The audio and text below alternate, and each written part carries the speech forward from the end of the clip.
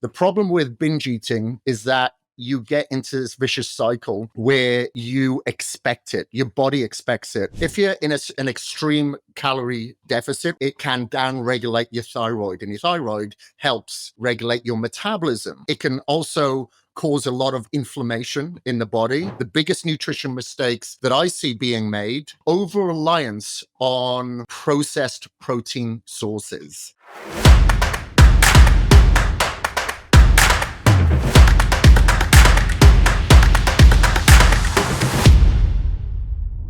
Hello, everybody, and welcome back to the Kris Gethin podcast. Yes, I know I've taken a bit of a break over some months, but we're back now in 2025. It's been a very busy year.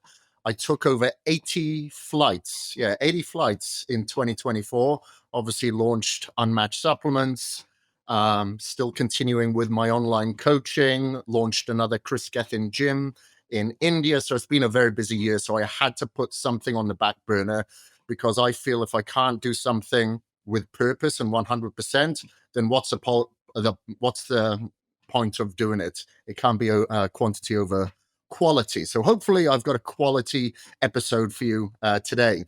So I'm going to be talking about 10 nutrition mistakes and what to do instead. I've made some notes here to refer to. And over the years, I've seen countless of bodybuilders take an approach to building a leaner, more muscular, stronger physique, but that's downright harmful. It's not good the way I was a culprit. I was that person once. So let's get into it. So from my experience, the industry can push some unhealthy habits that might give you results in the short term, but wreak havoc with your health span in the long term. So in this episode, we're going to break it down. The biggest nutrition mistakes that I see being made, why they're so damaging, and most importantly, what you can do to fuel your physique to keep thriving and evolving. So if you're ready to build a stronger, healthier body from the inside out, let's get into it.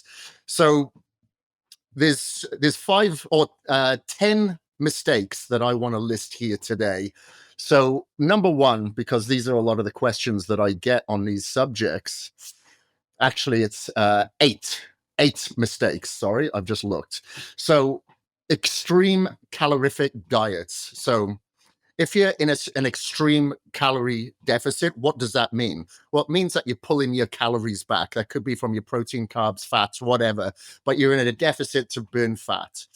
And then you're probably doing a lot of cardio, if not excess cardio.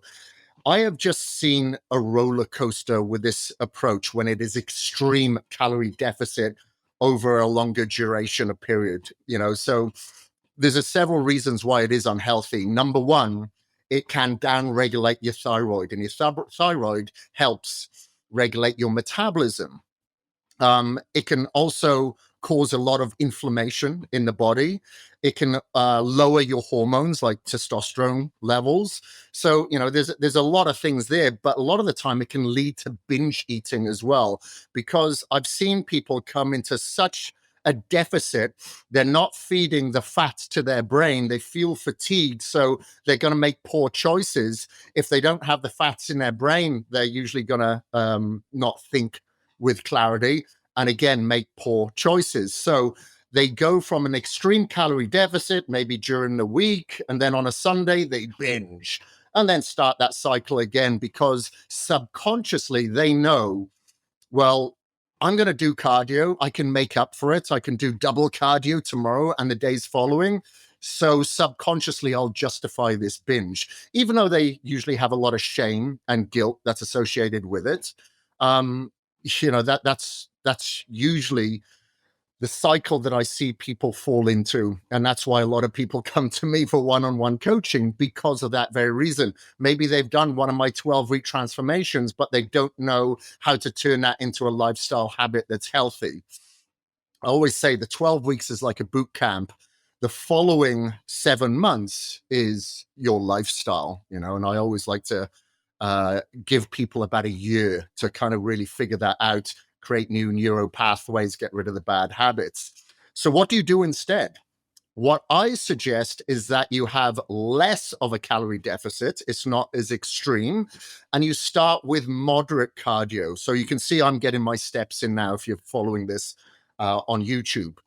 I've got a treadmill desk. So I'm trying to get like between 15 to 20,000 steps a day. But that's not my cardio. That's just keeping me moving. And it helps stabilize my blood sugar levels. So when I do eat, especially a carb heavy meal, post that meal, I can do some cardio.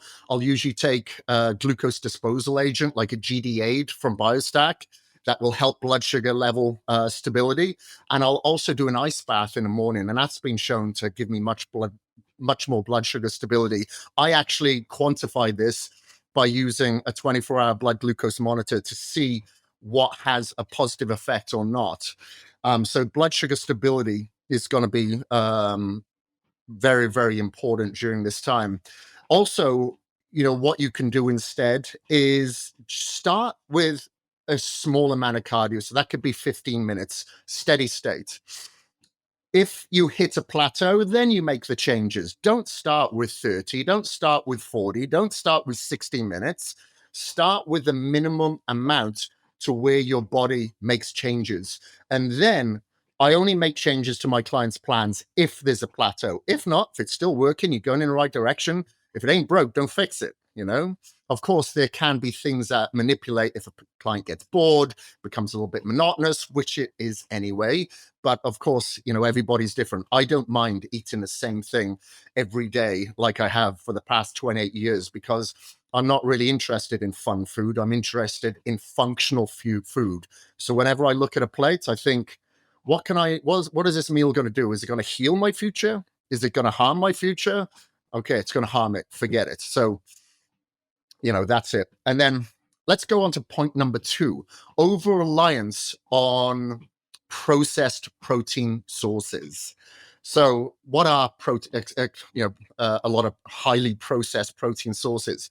So that could be some like deli meats. It could be like sausages that can be carcinogenic. It could be things like protein bars, because in those protein bars, a lot of the time you have like different types of like milk protein, Rice Krispies protein, blah, blah, blah. But then associated with that, you'll also have like syrup.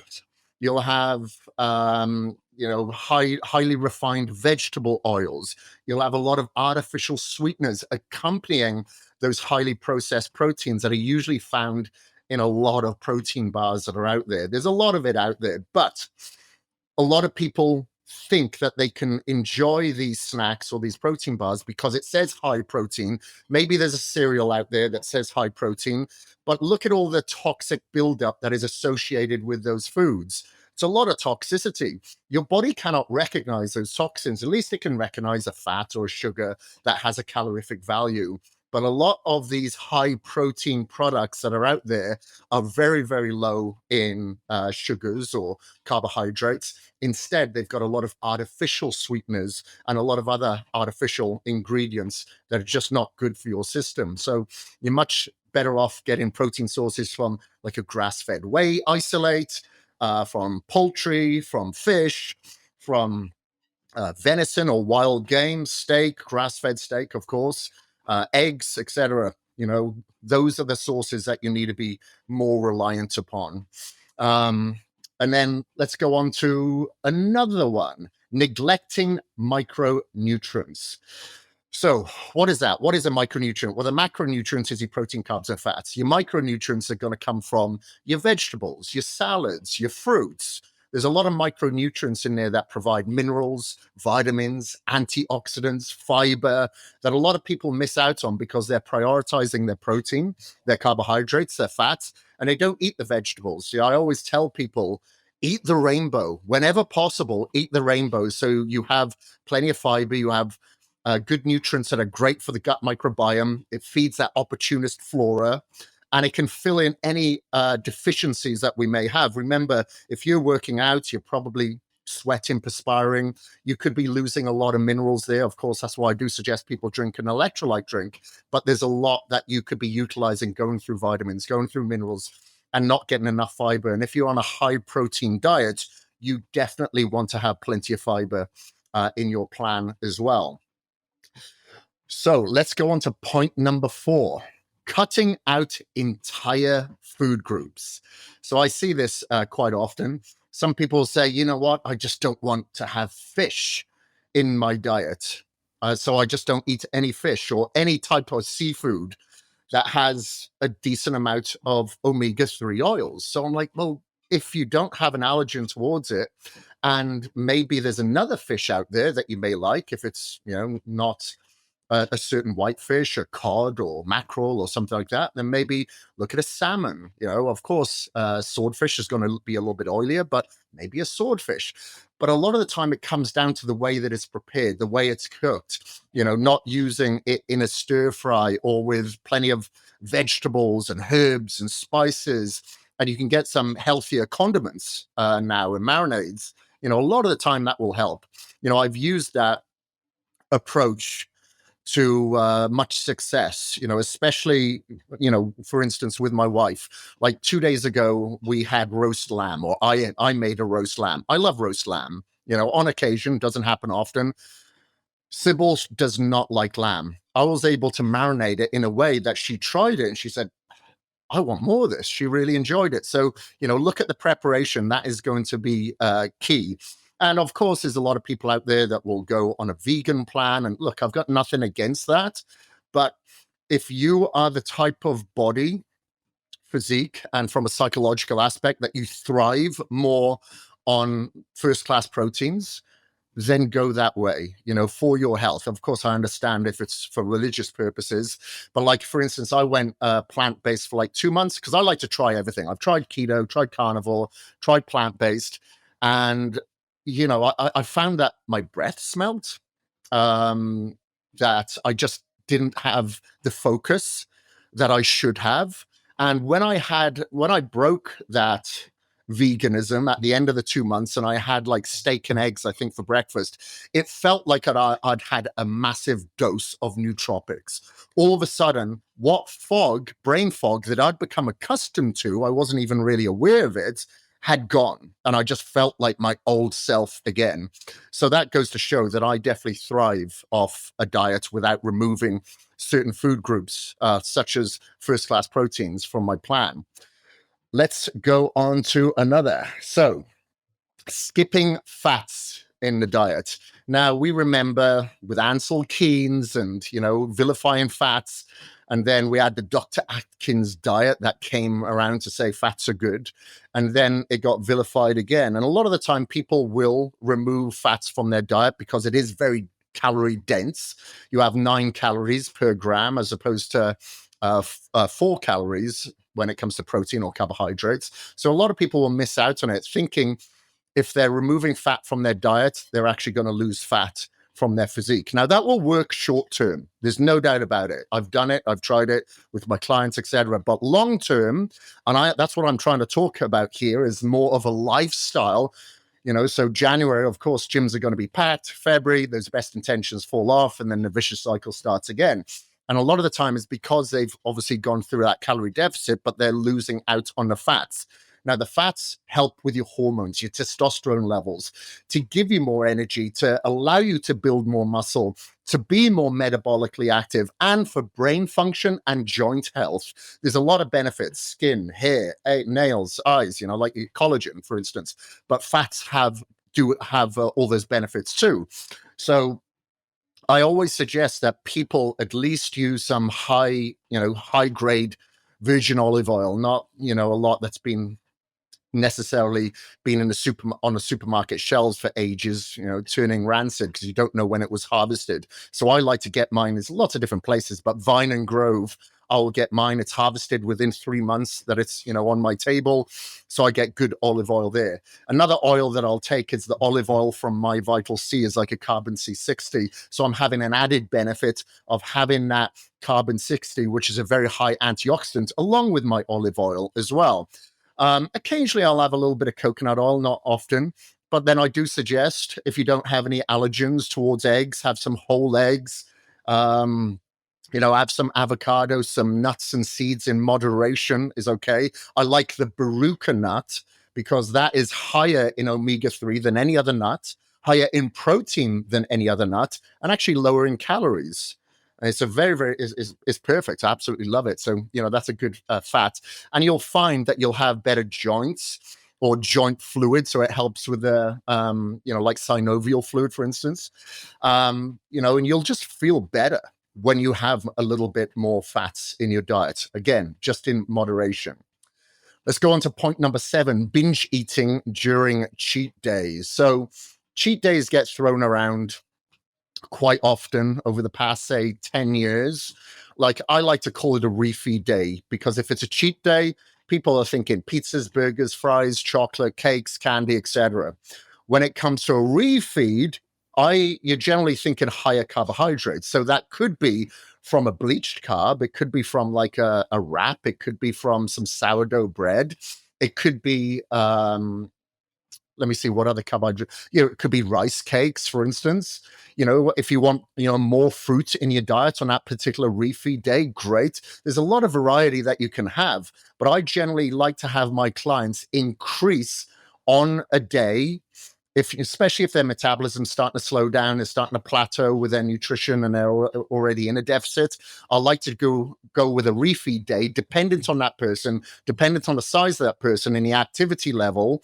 I will give them plenty of carbohydrates throughout the day, maybe through 5-6 meals, just to ensure that they feel satisfied and their body kicks into gear again.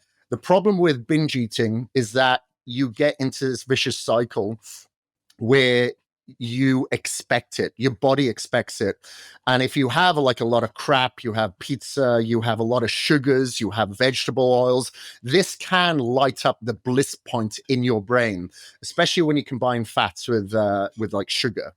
That'll light up the bliss point and you just feel good. You're releasing your dopamine, not as much as serotonin or oxytocin, but your dopamine, and you're feeling good. You're getting this endorphin rush.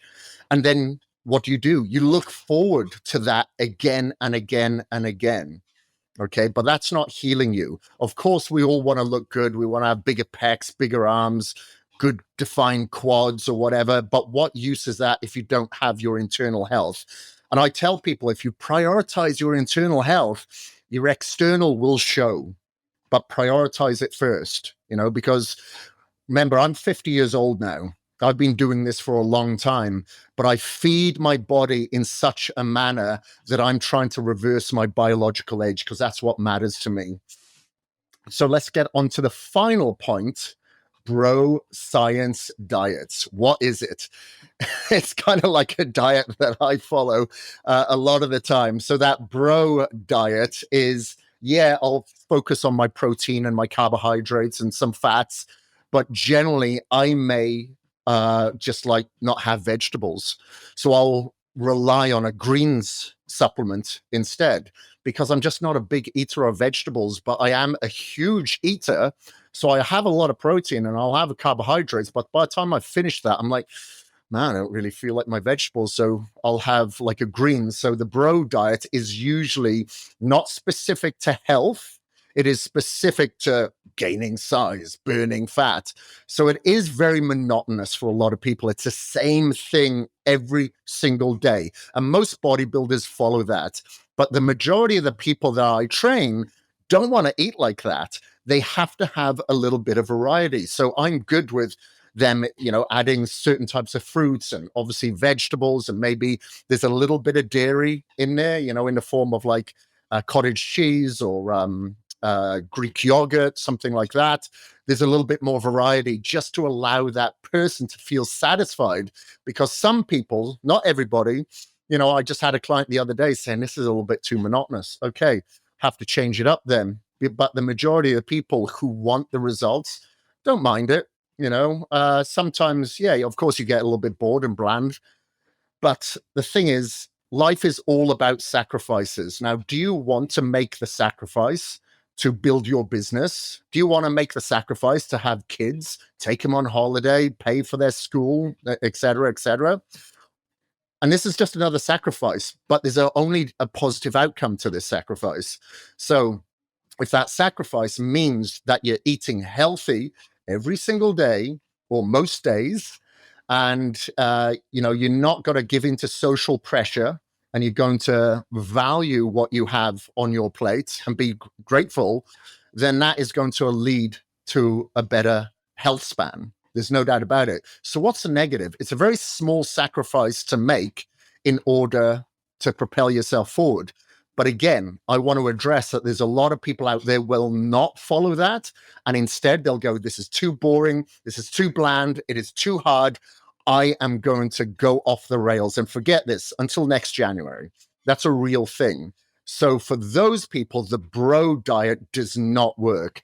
The majority of competitive bodybuilders, which most of my demographic aren't, are going to follow that without a problem. So anyway, just to recap, let's see what we had here. We went through calorie deficits, overreliance of protein sources, neglecting micronutrients, cutting out entire food groups, skipping fats in a diet, binge eating on cheat days, chasing bro diets. And there's one more.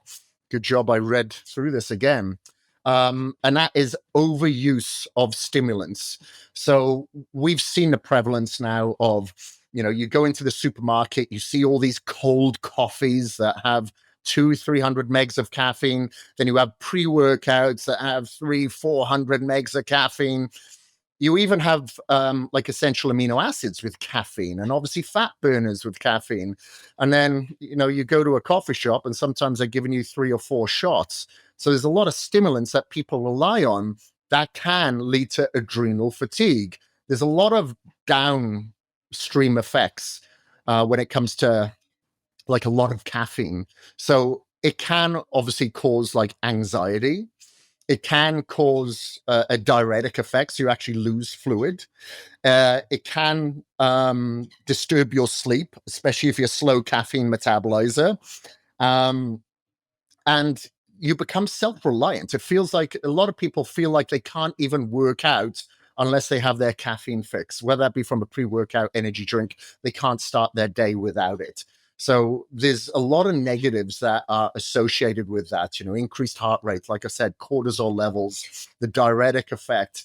And, one of the main components for your longevity and your recovery in order to perform better and increase your health span is sleep. And that isn't the amount of sleep that you have, it's the quality of those hours, your REM, your deep sleep, etc. And caffeine can have a negative effect on that, not with all individuals, but a lot of people, especially the ones that do overconsume stimulants. And like I said, it will just lead to adrenal fatigue. So you need more and more. But sometimes that need for it is just psychological. You're like, I cannot do this without that. Bullshit. Yes, you can. We did for centuries before, And that's one of the reasons why I prefer paraxanthine over caffeine. So paraxanthine is a metabolite of caffeine. I actually had Sean Wells on my show, who actually discovered paraxanthine for Infinity, and we use it in our Unmatched Outlier product, our pre-workout. We also have it in BH2K, and we have a commodity that is paraxanthine with L-tyrosine, because they work very well synergistically. So that gives you euphoric energy. It has been shown as well that a full dose can burn up to 200 calories. So it has a thermogenic effect as well. And it allows better memory recall, reaction time. There's just so many benefits to paraxanthine that doesn't have the negatives of caffeine. So, that's the one thing that I suggest when it comes to stimulants.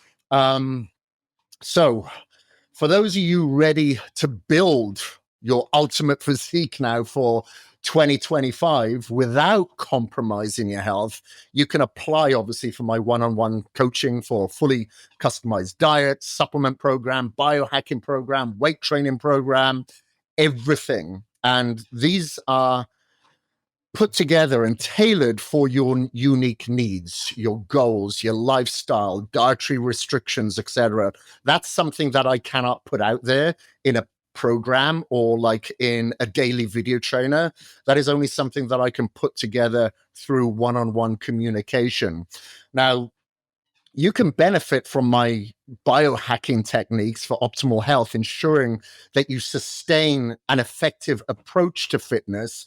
Now, I hate blowing my own horn, but I've been voted the world's most recognized and number one transformation expert on 3 occasions, from Trainerize, from bodybuilding.com, and from PT Academy, the governing body in the UK. I've had over 150 million downloads of my programs, and I provide ongoing personal guidance, feedback, weekly adjustments to keep you on track. I even offer biological age tests, DNA tests, blood tests, and analyzation to basically optimize my planning for you. So, if that is something that you feel that you need, then you can reach out. I'm not selling it. I'm not plugging it, because it is application only. I cannot take everybody, because like I said at the beginning of this podcast, I think about quality over quantity. And you can apply by emailing me at hello@KrisGethinCoaching.com. That is KrisGethin coaching.com. hello@KrisGethinCoaching.com. But it's good to be back into the swing of things. Thank you ever so much for joining me today. If you do like this podcast, please help me keep the lights on by commenting, and subscribing. And on my YouTube, I notice, if people subscribe, so many more viewers get to see it as well. So, help a brother out, will you? Thank you very much. Hope you have a great week. And until next time, this is a Kris Gethin podcast.